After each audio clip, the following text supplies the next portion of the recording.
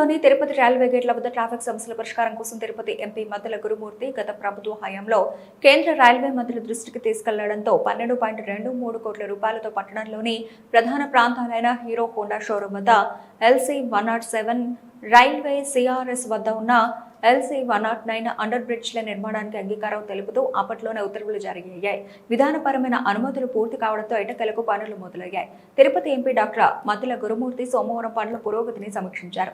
నిర్మాణ నాణ్యత విషయంలో ఎలాంటి లోపాలు లేకుండా చూడాలని, వర్షాకాలంలో నీరు నిల్వ ఉండకుండా డ్రైనేజీ వ్యవస్థ పటిష్టంగా ఉండేలా చూడాలని రైల్వే ఇంజనీరింగ్ అధికారులకు సూచించారు. వీలైనంత త్వరగా బ్రిడ్జిల నిర్మాణం పూర్తి చేసి ప్రజలకు అందుబాటులోకి తీసుకురావాలని తెలియజేశారు. ఈ సందర్భంగా ఎంపీ మాట్లాడుతూ రైల్వే లైన్ కి ఇరువైపులా పట్టణం విస్తరించి ఉండడంతో రైల్వే గేట్ల సమీపంలో వాహన చోదకుల ట్రాఫిక్ కష్టాలు వర్ణనాతీతమని ఆయన అన్నారు. అండర్ బ్రిడ్జిల నిర్మాణంతో ట్రాఫిక్ సమస్యలకు త్వరలో పరిష్కారం లభిస్తుందని పేర్కొన్నారు.